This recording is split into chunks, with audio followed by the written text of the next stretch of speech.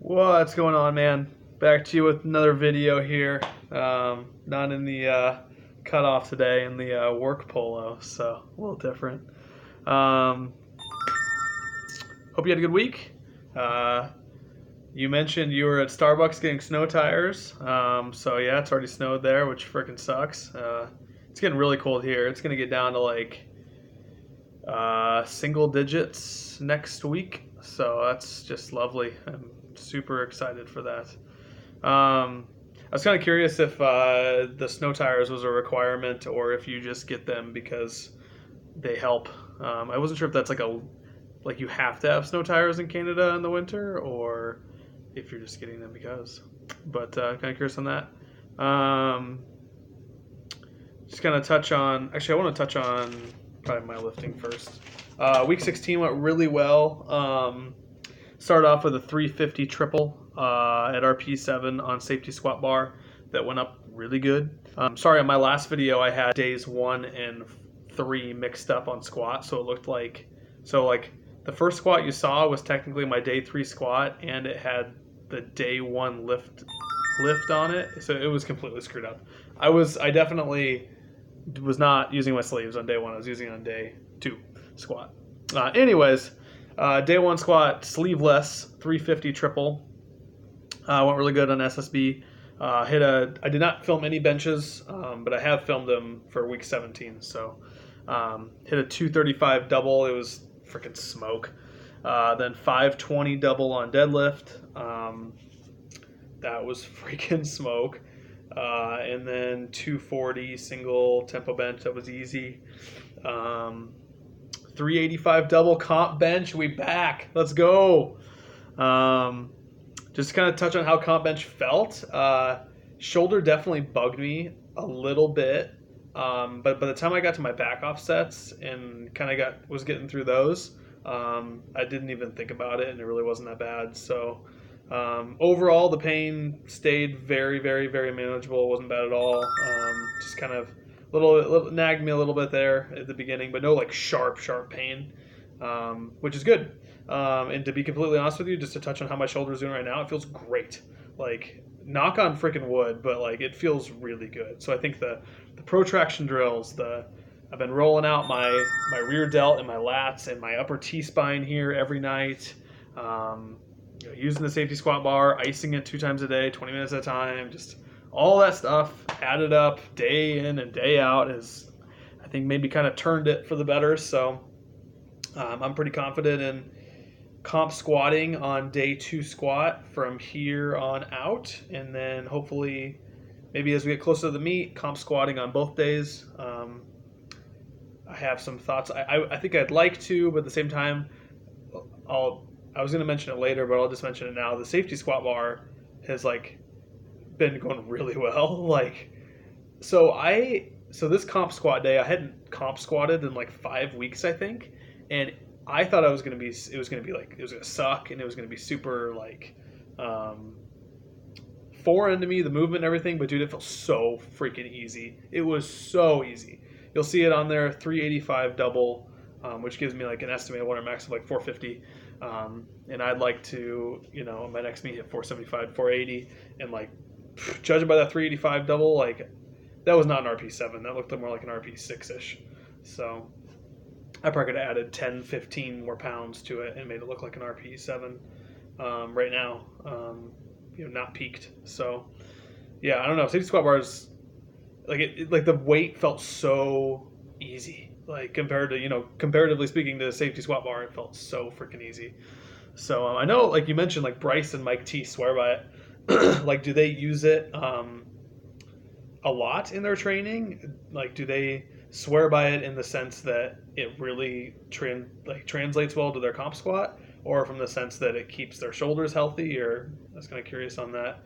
And then I was kind of curious if you've ever done it before too, if you've ever incorporated it in your training like in a consistent basis. Sorry. The only other thing from that week that I don't have filmed or anything, but hit 450 for some 4s on deads. Just freaking crushed them. I haven't mentioned this before, but like I love training 3 times a week. Like, this is freaking awesome. I love it. I think that extra 2 days of rest really, really, really, really helps. not gonna lie, you mentioned it, and it's like I think it really freaking helps having 2 days of rest after that SBD day, and I freaking need it because that SBD day is really freaking hard. Like squats are not that hard, and then bench is not that hard, but by the time I get to deadlift, like I'm just like toast. And but it's deadlift, so that's the money lift for me. So I am totally fine with it. This week I've had one training day yesterday.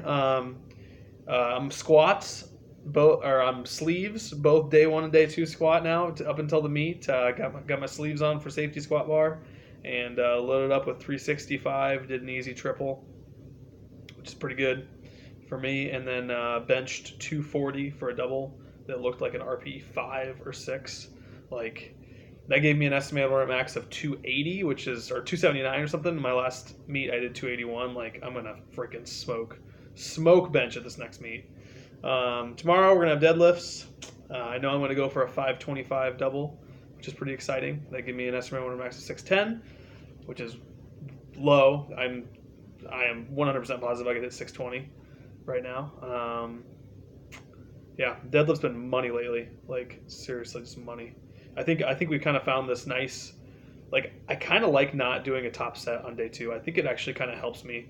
Like I've not seen any inkling of, it not being enough stimulus. I think it's actually helped me in general. Like helped keep especially my glute. My glute gets a little bit fried sometimes after heavy. Like yesterday, that 365 triple, my glute was a little fried yesterday after that and today. But, roll it out and it should be fine by tomorrow. So, yeah, that's kind of an update. My glute, my low back's been fine. My hip, actually a nagging area lately on my squats have been my hips, up in like the, like if I could show you, kind of up in, if you can see here, this kind of area here. It's been like on both sides.